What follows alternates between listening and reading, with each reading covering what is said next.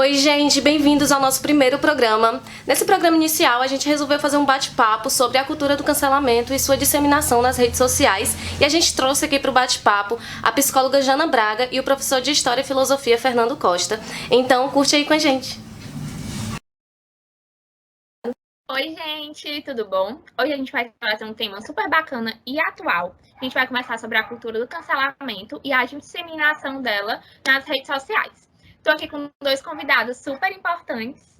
Jana Braga, que é psicóloga, né, especialista em psicologia comportamental, e ela atua em clínica e na área escolar. Não é isso, Jana? Exatamente, Vê. E com o professor Fernando Costa, que é historiador e sociólogo. Assim, duas pessoas que têm propriedade, né, para conversar sobre o assunto, debater, e a gente trouxe isso para vocês porque é algo que está super em alta, né? Então a gente decidiu conversar um pouquinho sobre isso. Gente, cultura do cancelamento, algo atual e algo difícil de se falar, né? E vivido, completamente vivido. A gente está numa era que a cultura do cancelamento, ela entrou com proporção, né, lá em 2017, que foi quando as pessoas se mobilizaram lá em Hollywood para falar sobre os assédios sexuais que aconteciam dentro de Hollywood. Veio com força total em 2019, mas aí foi saindo um pouco do eixo, né? Ao invés de trazer assuntos que deveriam, ideias, na verdade, que deveriam ser discutidas de uma forma, digamos assim, uma causa abraçada, ela passou a se tornar um discurso de ódio, né? Cancelamento de pessoas, de empresas, por condutas não aprovadas na sociedade. Como é que vocês veem isso? Como profissionais, primeiro. Jana, pode falar. Gente, já peço desculpa por qualquer barulho da Washington Soares, né? Faz parte aqui do home office. Vocês estão escutando cachorro latindo? Uhum. Vão ter vários barulhos por aqui, mas tá ótimo, né? É interessante, Vitória, porque você traz um fato, vamos dizer assim, muito importante de colocação social, né? Que é a questão do abuso. E você descreve, então, que a questão do cancelamento foi tomando uma outra via, que é um cancelamento mais individualizado, por qualquer tipo de conduta, né? Um julgamento maior. Quando a gente pensa em um julgamento, em críticas que são existentes dentro da sociedade, o comportamento de julgar, ele tem a ver com o nosso processo evolutivo. Então, lá atrás, foi importante o desenvolvimento da linguagem no ser humano, né? E a partir da linguagem, a gente consegue aprender vários processos, como, por exemplo, se eu estou em um lugar que é perigoso e é de risco, ou não. Então, o criticar, o julgar, ou até mesmo a fofoca, né, a compreensão dos espaços, a fala, a avaliação, é importante para mim lá nesse fundo, né, lá nessa questão histórica. A questão é como é que isso é utilizado dentro do sistema hoje. E, de fato, quando a gente pensa no desenvolvimento da tecnologia, né, e por consequência das mídias sociais, houve uma grande amplificação das falas e do julgamento social, até porque está tudo sendo muito exposto, né? Então, a gente tudo que a gente coloca é acessado em relação a um número alto de pessoas, e as consequências vêm diante disso também, né? Eu vou me calar que a Washington Soares está fazendo um barulho, vou deixar aqui o Fernando se colocando e a gente vai conversando. Eu vou pegar, Jana, o gancho do que tu falou, que assim, na história, a ideia de cancelar é uma expressão recente, né? A gente chama de cancelar por conta do movimento Me Too, 2017, essa coisa de você cancelar, porque está muito ligado a uma relação social. É importante lembrar o seguinte, quando a gente fala de cancelamento, é sempre um fator coletivo, é sempre público, nunca é uma coisa que eu faço. Muito dificilmente é a Vitória e a Jana que vão dizer, cara, o fulano fez uma coisa errada e eu vou eliminá-lo do meu convívio. Então, é uma coisa pessoal que eu vou fazer quieto, sozinho. Geralmente se faz isso em público. Olha, gente, estão vendo o que o fulano fez? Ele cometeu um erro. E aí nós temos que entender, até pela filosofia, dois lados. Existe o lado de que há um erro, e muitas vezes esse erro é um erro grave, tá? Só que existe o outro lado que a gente esquece que é um erro humano. Então, essa pessoa cometeu um erro, mas os demais também poderiam cometê-lo. Então, não só apontar o erro do cancelamento, não existe também a cultura da correção. Não existe um momento de você fazer a correção do cancelamento. Por exemplo, recentemente nós vimos o exemplo do Rodolfo, né, do comentário que o Rodolfo fez a respeito do cabelo do João, no BBB. E aí muito se disse, ele realmente entendeu o processo. Mas o mais importante não é só ele entender que ele gerou uma dor e que há, além do cancelamento, uma compreensão que gere consciência. Porque se você cancela e elimina a pessoa, você gera um outro problema. Você gera impactos psicológicos, impactos econômicos, impactos de uma série de categorias. Um exemplo, nós tivemos nos Estados Unidos a demissão daquele ator Kevin Spacey. Kevin Spacey foi denunciado por vários abusos e tudo mais. E quando ele foi denunciado por uma série de assédios, ele disse, realmente eu não entendia os crimes que eu estava cometendo, agora eu entendi de um ponto de vista social. Hoje eu entendo o abuso que eu cometi, abusei da linha do poder, mas pronto, cumpri. Ele achava que pelo fato de ter sido demitido já estava limpo o crime que ele cometeu. Então ele não associou a correção social. Ele pensou, pronto, fui demitido, então posso começar de novo, porque agora já está resolvido. E não é assim. Eu acho que a gente pode, inclusive, é uma pauta boa, lembrar sempre que não basta cancelar. A pessoa que cometeu o ato, ela tem que entender o que foi que ela fez. Carol Conká, por exemplo, né? Quando ela foi tirada do BBB com rejeição de quase 100%, todo mundo disse, ela foi horrível com o rapaz, certo? Mas o que fator levou aquilo ali a acontecer? E quando ela sair, será que ela também não é uma vítima de um cancelamento? Daquilo que ela cancelou? Então, o cancelamento é uma tesoura de duas pontas. Ela vai para você e vai para quem fez também. Então, existe até o cancelamento de quem cancela, né? Você fica uma onda que um cancela todo mundo e ninguém, basicamente, debate sobre o assunto. Isso é que, para mim, é uma parte perigosa. E assim, o que está por trás também dessa questão do cancelamento, né? Porque se a gente for parar até nível histórico mesmo, o julgamento do que é certo, do que é errado, do que é correto, do que é bom, do que é ruim, acontece há muito tempo, né? Se a gente pensa, por exemplo, sobre os negros que eram colocados à parte da sociedade, as mulheres, né? A toda a comunidade LGBTQI+. Então, já existia aí uma conduta nesse sentido. E, inclusive, o Harari, né, que também fala no Sapiens, essa questão do desenvolvimento da linguagem, mas também vai falar em um livro que ele discorre sobre o século XXI, que com o desenvolvimento da tecnologia, além do cancelamento, né, do julgamento em relação a grupos, da discriminação em relação a grupos, a gente vai passar a ter discriminações individuais também, justamente porque está tudo sendo muito exposto. A sensação que eu tenho em relação ao movimento do cancelamento também tem a ver com a questão de uma visão um pouco intransigente, né, que por trás também tem a questão da identificação e do pertencer. Então, por exemplo, o ser humano tem uma necessidade de estar em grupos. Para estar em grupos, ele precisa se sentir identificado. Então, tudo que é ali muito diferente bate nesse indivíduo e ele tem uma dificuldade de compreensão. Quando a gente faz um recorte brasileiro, então, né, aí que não é até complicado a gente discorrer. Porque é um perfil, de fato, muito intransigente. Então, eu entro com esse julgamento. Quando vamos dizer assim, né? Eu sou colega do Fernando e eu cancelo Vitória. Julgo a Vitória e vou com tudo em cima dela. Fernando, se identificando comigo e querendo pertencer ao grupo que eu pertenço, ele vai dentro do mesmo movimento. Se a gente for pegar um exemplo do Big Brother, foi o que aconteceu com o Lucas, né? Algumas pessoas se incomodaram bastante, foram com tudo em cima do rapaz, e todo mundo ficou meio perdido nesse movimento, até porque se eles fossem no sentido contrário, eles poderiam ser os excluídos, que também aconteceu com algumas pessoas dentro do programa, né? Então, como qualquer assunto social, tem aí muitos pontos, né? A complexidade do comportamento humano. Foi o que a Juliette apontou, né? O efeito manada. Vocês escutaram, né? Ela falando sobre isso, que eles sempre vão para o lado ali que tá mais fraco, querendo ou não, é um jogo, todo mundo precisa de apoiadores, né? Ali, pessoas que estão jogando junto com você, e aí vão para o lado mais fácil. E um ponto muito importante aí, Vitória, que é a questão do próprio controle, né? Por exemplo, aí boto também aqui com o Fernando, que é historiador, né? Quando a gente pensa há anos, séculos atrás, a igreja colocava o que era certo e o que era errado.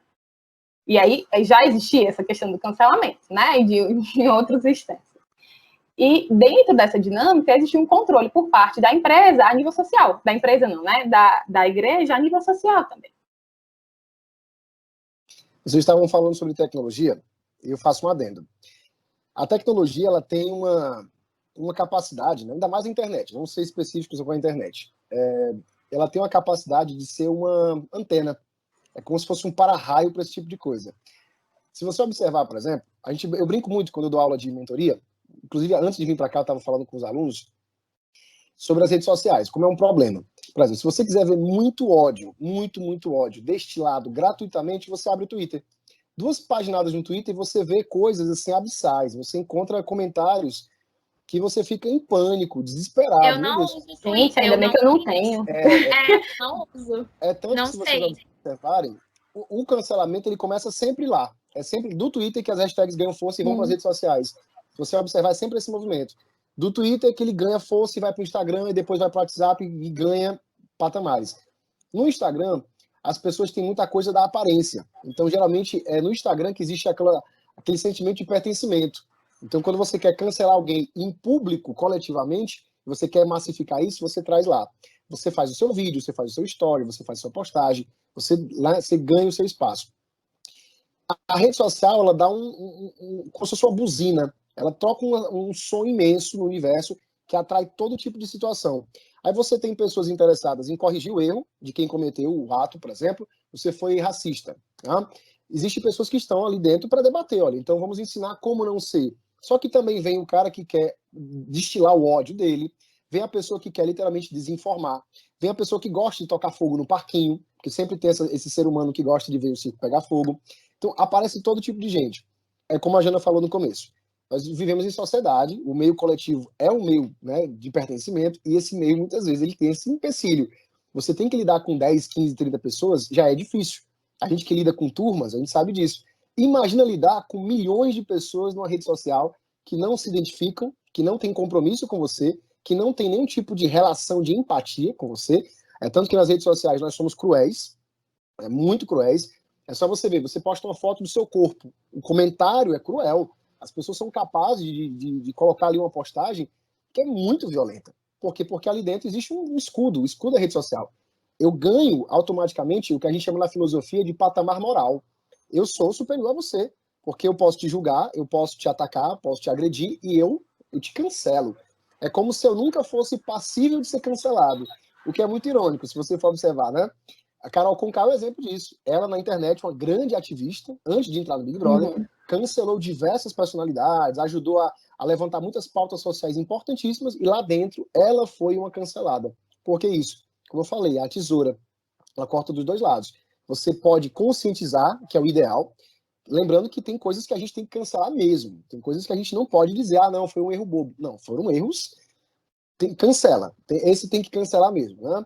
Hoje nós vimos a morte Cancela o comportamento, né? Isso, não a pessoa, porque a pessoa tem total direito à reparação. Porque hoje o que cancelam é a pessoa em si, né? Vamos deixar ela lá embaixo, ninguém compra nada, ninguém escuta, as empresas são cobradas posicionamento, as pessoas que apoiam, né, que ela tem contrato, e aí vai fazer o quê? Então a gente cancela um todo. E aí é onde entra a questão do controle. Isso é correto. Porque é uma forma de que eu controle essas pessoas. A partir do momento em que eu cancelo, eu tenho poder sobre eles, né? E aí a utilização das redes sociais, que o Fernando até estava trazendo, é como se eu me tirasse a possibilidade de consequências do meu comportamento. Talvez presencialmente eu não fizesse certas coisas, ou se eu tivesse uma relação mais próxima com essa pessoa, eu não fizesse certas coisas que na internet me permite fazer. Gente, e assim, a gente tá numa era, né, que a gente tem um tribunal na internet, até tem esse termo, tribunal da internet. E também a gente tem um outro termo que é bem polêmico, porque as pessoas às vezes falam que a gente vive a geração do mimimi, que tudo é um chororô, né? Tudo a gente faz um caso. Vocês acham que, como é feita essa linha? Como é que as pessoas podem ponderar? É mais o eu da pessoa, como a gente conversou, não tem certo e errado. Como é que as pessoas podem ter um ponderamento aí de até onde elas conseguem ir? Tomar o chá aqui. Não, eu vejo aqui algumas linhas dentro dessa pergunta, né? Você fala assim, tudo passa a ser uma grande pauta, um nível de discussão, e aí a gente acaba perdendo a mão.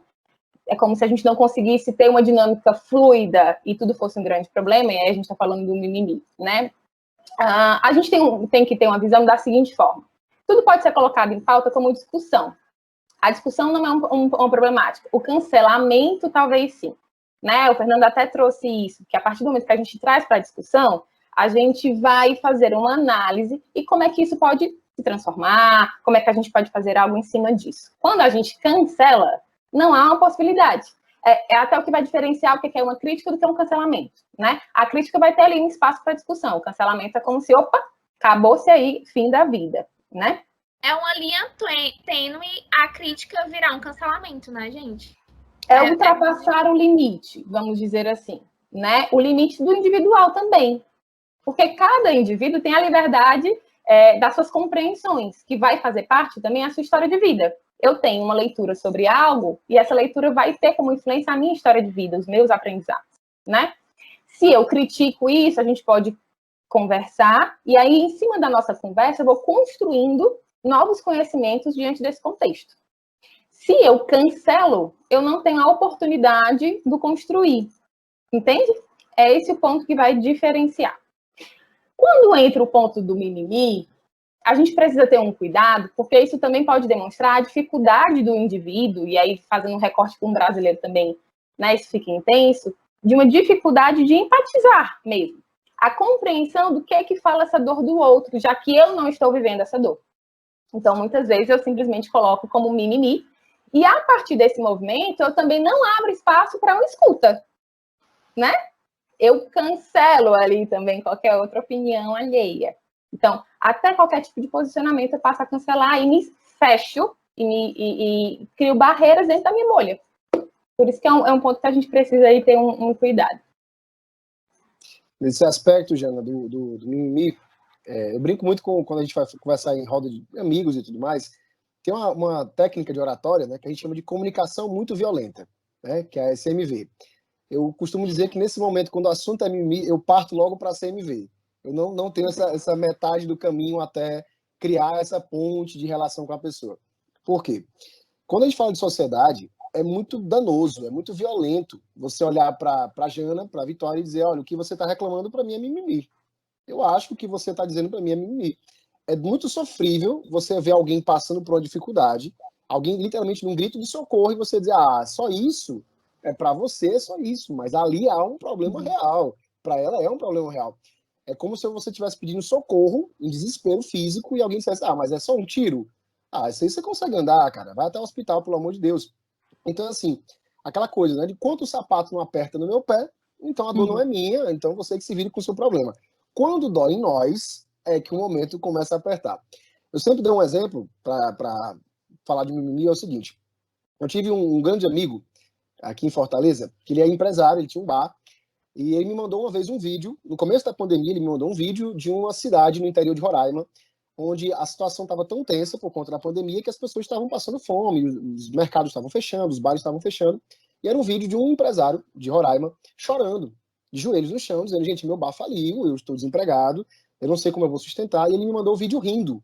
Olha o que está acontecendo lá, olha que engraçado, olha como é absurdo, ele ria do vídeo. Anos depois, no caso, esse ano, ele fez um vídeo muito semelhante. A empresa que ele liderava aqui em Fortaleza fechou, infelizmente. Ele não conseguiu segurar por conta da pandemia e ele fez um vídeo também chorando, emocionado, pedindo ajuda dos amigos. E aí eu fiz um momento de lembrar para ele. Você lembra como naquele momento aquela dor não foi a sua, você achou engraçada? Agora, vê o vídeo tem graça? E ele disse, realmente a ficha caiu agora.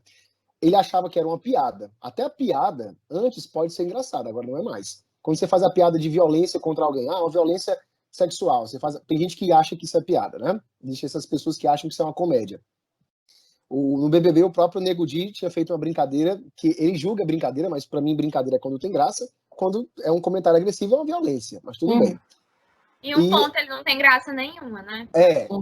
Que é sempre bom destacar que só tem graça quando os dois conseguem ali estabelecer uma relação de não há violência aqui. Mas tudo bem.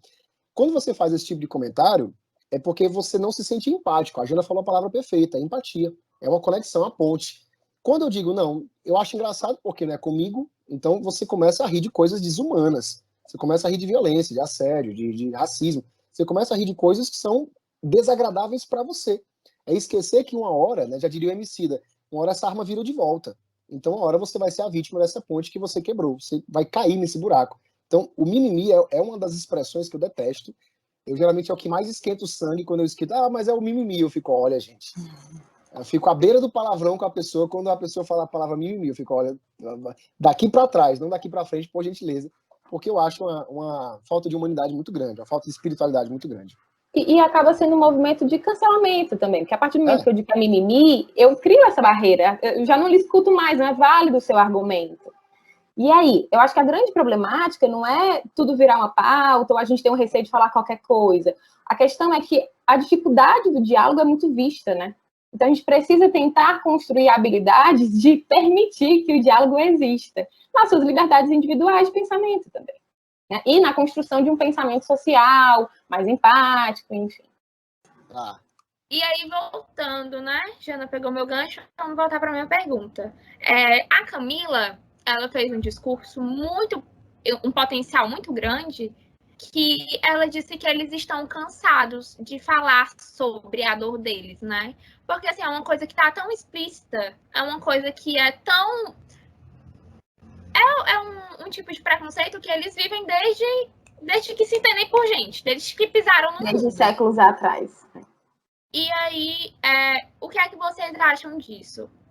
Falta o tato, às vezes, o que é que falta mais? O tato no falar. Falta mais, vamos dizer assim, a vontade de aprender também sobre. Ou falta noção mesmo, às vezes?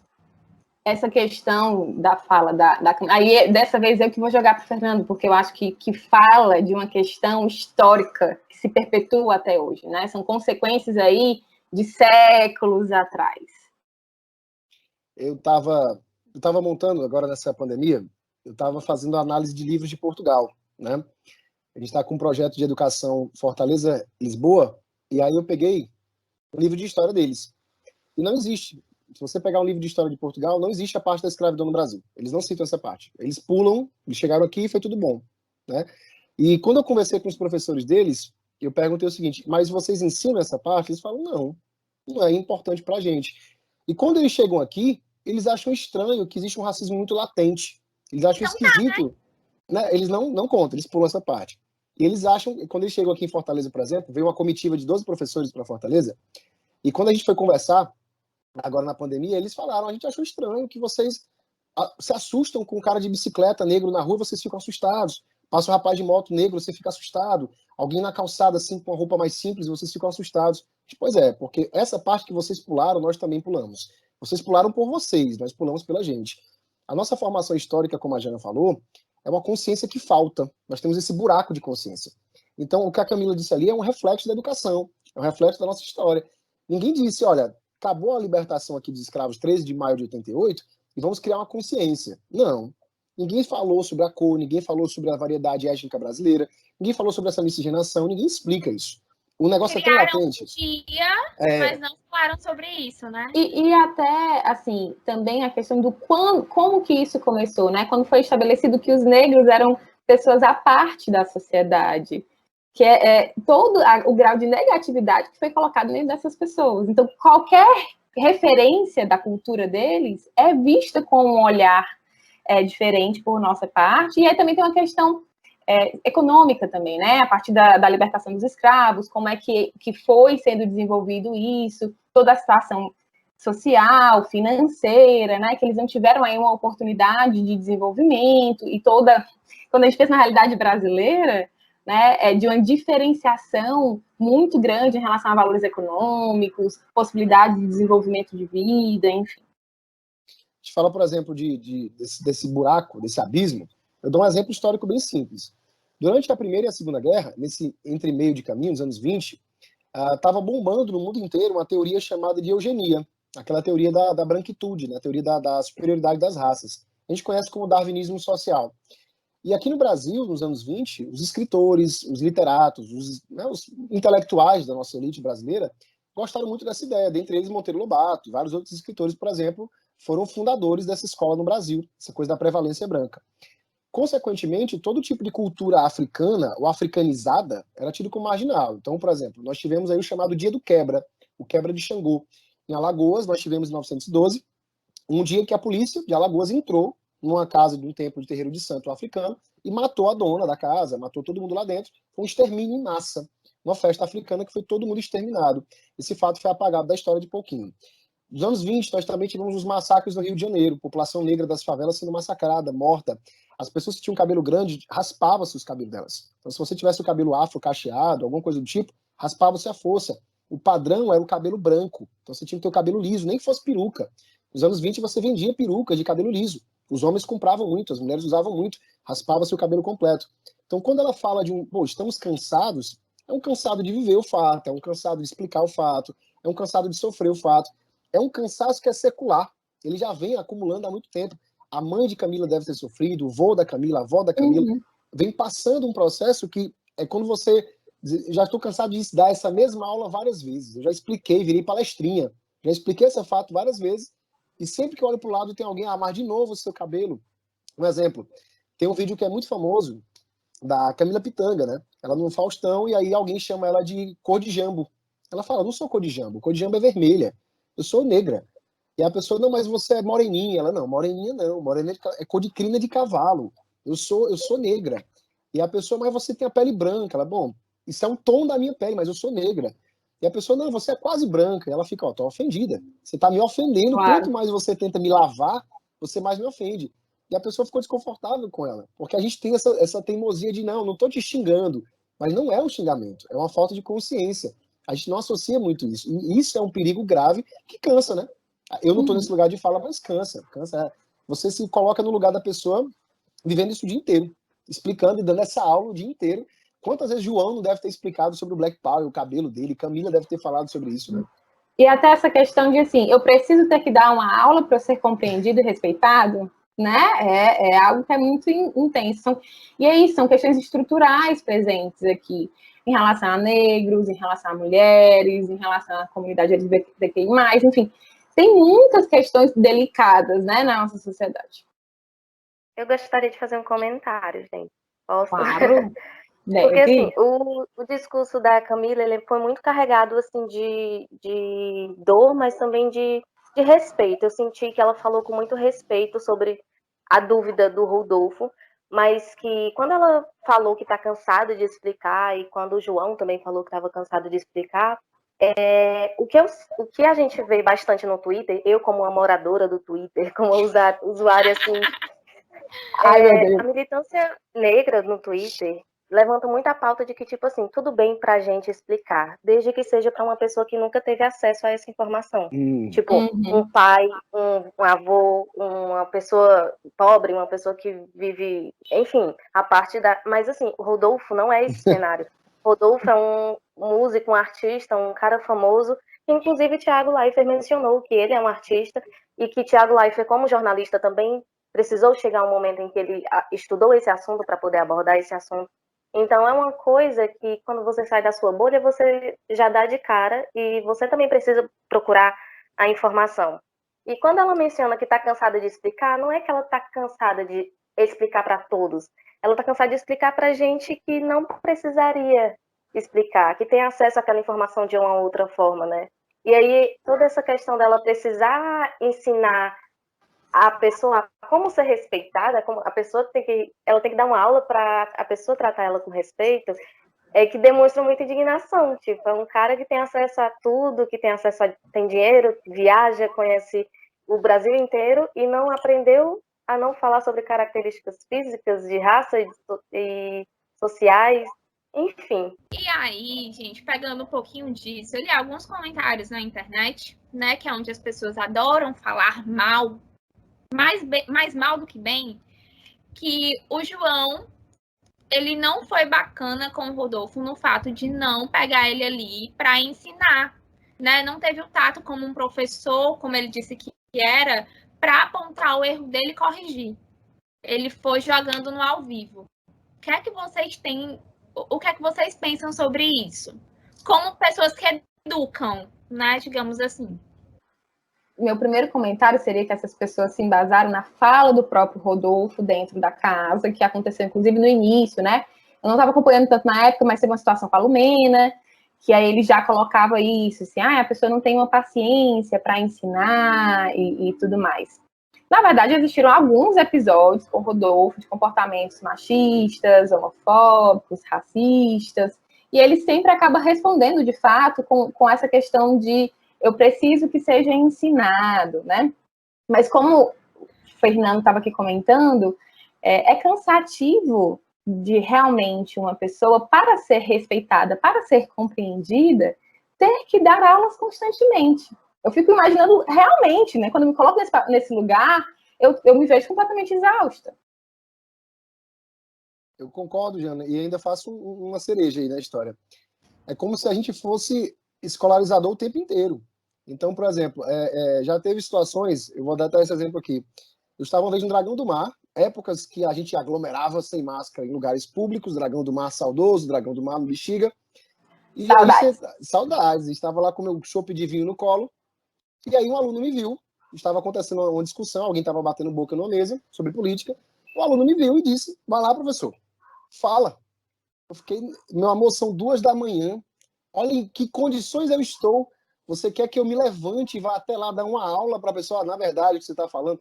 Eu não vou fazer isso. Socorro! Ele falou, mas você é professor, você tem que ir lá. Eu fiquei, não tenho, não. Se você me pagar, eu vou. Mas se não, eu fico sentado aqui. Até porque eu tenho que pagar essa conta também. Trabalho Então, por assim, hora, né? E as pessoas pensam que eu sou um missionário. Que onde eu vou, eu tô lá, tipo, Vingadores. Eu tô resolvendo todos os problemas educacionais do mundo. E não funciona assim, gente, tá? Acho que Jana concorda. A gente que trabalha com essa coisa de lidar com a educação, existe uma sensação de que a gente está sendo observado o tempo todo. Se você faz um negócio fora da linha, a pessoa fica, mas você não está na escola? Sim. A gente tem que ser, né, sábios do conhecimento Jedi o tempo inteiro. Isso é cansativo. A parte humana, como é que fica, né? Pois é. E o caso do João? Ele ainda teve aquele caso, né? Ó, o João ainda disseram assim, um dos comentários que eu vi, Vitória, muito legal, que disseram assim, o João devia ter chamado ele no canto para falar só com ele. Mas não tem no canto, num programa ao vivo, num pay-per-view, gente. É milhões de câmeras, não tem um canto do programa para falar depois. Ia ser transmitido para todo mundo. A Globo ia mostrar essa cena mais cedo ou mais tarde. Isso ia ser exposto, até porque sejamos racionais, isso dá audiência. Tá? Então, como gerar algoritmo, gera cálculo, gera audiência. Era óbvio que aquilo seria. Se ele não tivesse falado, a Globo ia dar um jeito de instigar. E essa cena aqui, vocês vão esquecer? Ia dar um jeito de ser jogado isso. Então, o João fez certo. Ele botou na hora que ele quis desabafar, ele mesmo, quer ver agora, vê a coragem, pronto. E você via que era doloroso para ele falar. Com certeza. E aí o ponto de que se colocar a obrigatoriedade da pessoa sempre ter que ensinar, a gente tira a responsabilidade desse outro se colocar também, né? De buscar um nível de compreensão, de ser mais empático, de buscar um conhecimento, de saber manejar questões sociais. Esse outro precisa ter uma responsabilidade, gente. É muito unilateral, né, Jana? Você fica só desse lado aqui, o João, a Lumena, a Camila tem que dar aula o tempo todo. Você, o Rodolfo não podia ter. Deixa eu usar o tico e teco um segundo aqui, 2 neurônios que eu tenho. Peraí, Bastião, deixa eu pensar aqui um pouquinho, né? Inclusive, eu vou salientar uma coisa muito legal. Nesse assunto de cancelamento, uma das coisas que eu sempre gosto de falar, como a gente fala de sociedade, a importância das relações. Rodolfo sempre esteve ao lado de Caio. E essa é uma coisa que eu sempre gosto de dizer, as nossas amizades. Eu sempre boto nesse aspecto. Quando você tem, por exemplo, situações de cancelamento, é normal que os amigos digam, cara, você errou, vamos dar uma corrigida aqui. Se você observar o comportamento de Caio, é sempre de ausência. Rodolfo fala as coisas e Caio fica quieto.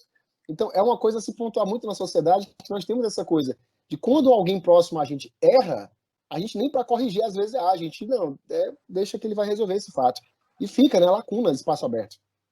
E eu fico até pensando, na verdade, que isso fala um pouco do próprio pensamento do Caio, né? Que é, provavelmente, por ele ter se identificado, é semelhante ao de Rodolfo. Que se identifica e concorda muitas vezes. Isso é que é o perigo, né? Eu vou mudar um pouquinho, gente, de reality show. Tá. Ontem eu assisti o De Férias com Ex, Celebs. Eu não sei, eu não vou saber opinar. Eu não conheço. Mas calma, não tem nada a ver com eles propriamente. É com uma fala de um participante. Na hora da apresentação dele, ele fala assim: gente, eu não ligo. Se eu vim para ser cancelado, podem me cancelar. As pessoas, elas já têm noção do que as outras não gostam, né?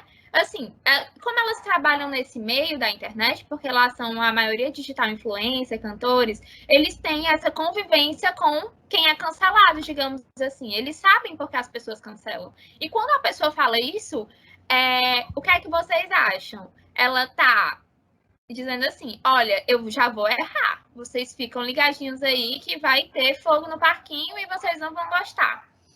Ou é um fato para ela tirar um pouquinho ali, digamos assim, o dela da reta e criar uma personalidade mais politicamente correta? Na verdade, Vitória, assim, quando você diz a fala dele, né? Se alguém quiser me cancelar, que cancele, sigo aqui. A sensação que me traz é que ele estabelece a liberdade individual, de tipo, eu vou estar sob controle dos meus desejos e dos meus pensamentos aqui dentro do programa. E é isso, né? O que é importante que a gente tenha a nossa liberdade individual de fato. Aí o que eu não consigo discorrer por falta de informação é se ele é o ponto de não pensar em mudanças que são importantes em relação ao outro, a um cuidado em relação ao outro, né? Se é a um ponto ele diz assim, pouco me importa como o outro vai ser afetado ou não, entende? Eu acho que deviam cancelar o programa de férias com o ex, que eu acho que é uma ideia muito ruim. Eu não sei quem foi que teve essa ideia, mas assim, né? É uma sugestão de cancelamento. Essa eu acho que seria viável. Tá? Tem outras coisas também que a gente tem que cancelar. Mas, por exemplo, eu vou pegar o gancho da Jana, gostei, Jana, dessa reflexão. E ainda faço um encaixe na ideia. E ainda tem aquela coisa de, já que estou num programa, é a minha brecha para que eu possa agir e ganhar destaque. Porque a gente sabe que quem tem a posição mais polêmica ganha o destaque de qualquer coisa. Tá? É tanto que na internet hoje nós vemos diariamente pessoas que criam polêmicas propositalmente. E elas ainda falam, né? É só você lembrar do meme famoso de Carol Conká, qualquer coisa me bota no paredão. Por quê? Porque ela sabe, errei aqui, ó, e eu vou ser cancelada, esse baque vai chegar. Só que o baque também traz engajamento, traz seguidores. Rodolfo ganhou seguidores, ele não perdeu seguidores. Tá? Sara não, Sara perdeu milhões de seguidores. Rodolfo ganhou. Sara é mulher, aí entramos em uma outra pauta, não é Pois mesmo? é. Carla que saiu antes de Rodolfo. Pronto. Eita! Né? E aí você Gente, percebe, eu ó, tinha que a Jana esquecido da falou. Sarita. Tá vendo, ó? E aí você percebe como existem vertentes. Não é uma coisa homogênea, de vou ser cancelado e pronto. Como a Jana falou, pode ser uma questão individual, mas ele pode estar dentro de um privilégio também. Ele pode estar se aproveitando. Eu até tinha gravado uma fala que eu tinha lido, mas eu vou fazer do meu jeito. Que a internet ela é muito seletiva, né? Ela seleciona muito ali com quem ela vai ser hostil, com quem ela vai ser injusta, com quem ela vai passar pano, né? Cada um ali tem as suas escolhas. Então, às vezes, aí entramos no efeito manada, né? Peraí que tem muita gente passando pano, deixa eu passar também. Peraí que tem muita gente cancelando, vou cancelar também? Né? A gente tem um pouquinho disso. Gente... Tem a questão o da manada seria uma questão da sensação de pertencimento, e o movimento da internet, eu vejo muito também, Vitória, que fala do movimento social, né? Quando a gente pega o exemplo da Sara, do Rodolfo, da Carla, onde o homem, ele pode até ser cancelado, mas tem um espaço diferente, uma reação diferente para com ele, né? Com a Carla e a Sara, não. A reação foi mais intensa. Então, isso fala também de uma questão estrutural, em relação à visão de homens e mulheres, que aqui no Brasil a gente também tem essa forte a questão do machismo, enfim.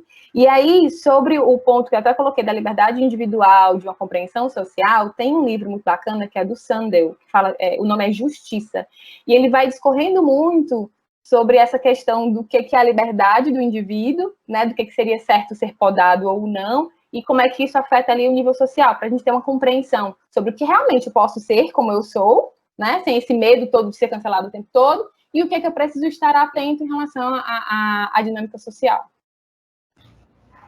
Gente, e falando, a gente está um tempo um pouquinho corrido, eu vou trazer o último assunto para a gente encerrar. Fala-me, Deus. Gente, e como a gente vive em mundo paralelos, né? Digamos assim, a gente vive aqui BBB, lá eles estão vendo uma coisa que a gente está vivendo outra praticamente. Mas esse mundo paralelo acontece também dentro de sociedade. Digamos assim, a cancelada lá dentro é a amada aqui fora. E aí, dentro da sociedade também acontece muito disso, né? Mas para vocês terem noção que as pessoas às vezes não têm noção do que o outro pensa. Não dá para saber o que o outro pensa. Eu tenho o meu pensamento, o outro tem o pensamento dele, né? Então, assim, são universos únicos, mas bem paralelos. Não sei se vocês pensam como eu.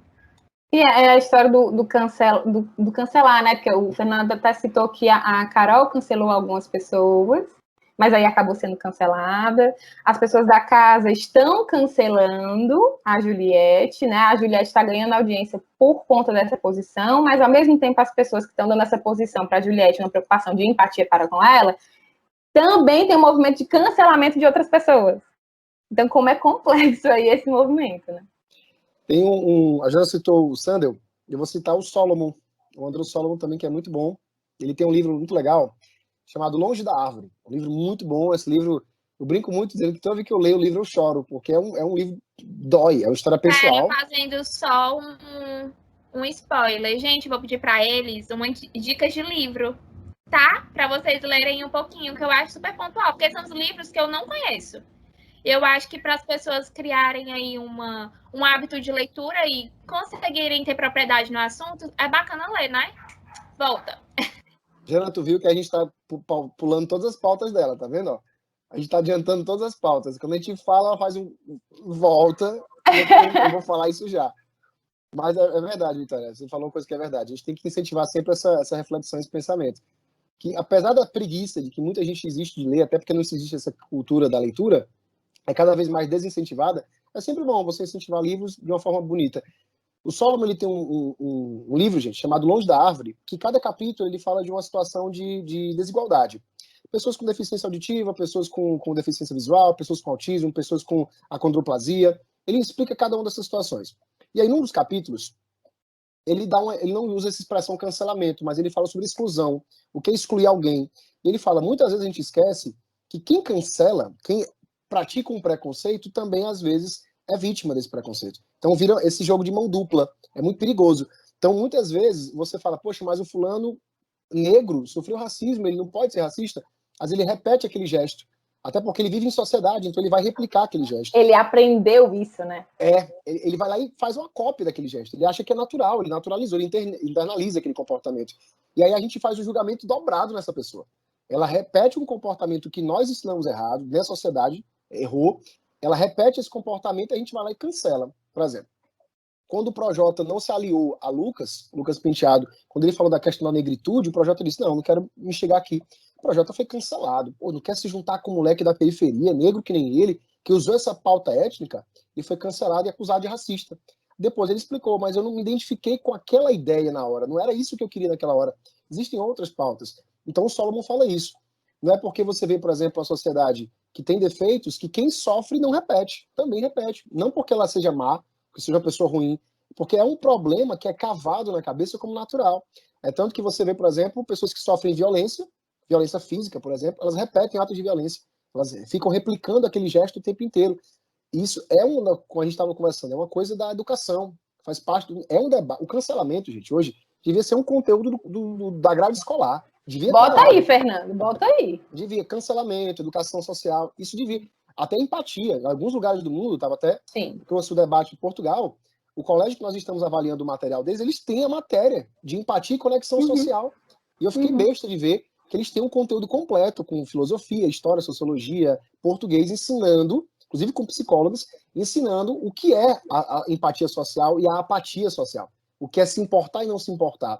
É tanto que teve um aluno, para fechar esse rol, um aluno de Portugal que veio junto com um professor, filho dele, que achou muito estranho o nosso comportamento perante as pessoas de rua. Diz que lá em Portugal é normal, você passa com comida, ela nem pede, você já dá. Então eu estou comendo aqui, você já estica aqui e distribui um pouco do que é seu. Aqui a pessoa pede, a gente faz o olhar lateral, a gente finge que não viu. A gente nem olha para a pessoa, a gente responde sem nem encará-la. A pessoa para do seu lado, pede dinheiro, água, você não tem, você não olha para ela. Ele falou isso, achei estranho isso. Por que vocês não olham para ela? Ela não existe, ela é invisível. Tá vendo? Existe uma série de estruturas que a gente foi quebrando que desembocam no racismo, no cancelamento, na violência, no comportamento agressivo. É um buraco lá embaixo, gente. A gente tem que cavar isso aí lá embaixo. Bem intenso. E assim, até para fechar a discussão, né? O cancelamento, como a gente iniciou a nossa conversa, ele existe há muito tempo. Se a gente for pensar na dinâmica escolar, né? Um colega que é excluído pelos outros na sala, por exemplo. A questão é que com as mídias sociais, teve uma potencialização disso. Então, passa a ser um movimento, muitas vezes, estadual, nacional, até mesmo internacional. Eu não vou mentir, Jana. Hoje, talvez tenha um pouco mais de consciência, mas quando eu era aluno, eu era péssimo nessa questão. Toda semana eu estava coordenação por causa de bullying. Tanto que hoje eu fico, meu Deus do céu, gente. Olha, isso faz parte da nossa história para você hoje ser empático. Muito bem, pelo menos existe essa mudança. Por isso que hoje eu fico, meu Deus do céu. Mas é sem querer. É um cancelamento particular, né, Vitória? É isso, assim. O julgamento é um comportamento humano. Mas é isso, né? Assim, se a gente for parar para pensar, a gente também está finalizando o programa falando o que a gente trouxe no início, né? Comportamentos humanos, e que a partir do momento em que há um julgamento, mas na verdade uma barreira de uma melhora, ou de um pensamento, de uma construção em cima disso, como por exemplo o Fernando disse, quando adolescente eu fazia bullying, mas hoje eu já tenho um olhar diferente. Então, dar espaço para essa transformação e essa mudança é importante, né? Gente, eu vou agradecer vocês. Queria muito dar um abraço em vocês. Queria muito estar com vocês. Mas esse é o único encontro que a gente está podendo ter. Vou deixar de antemão minha gratidão. Nossa gratidão, né? Porque foi uma aula, foi algo super bacana de se discutir. E eu espero que, se for perpetuar esse programa aí, ter vocês mais vezes. Show! Vai que eu goste, né?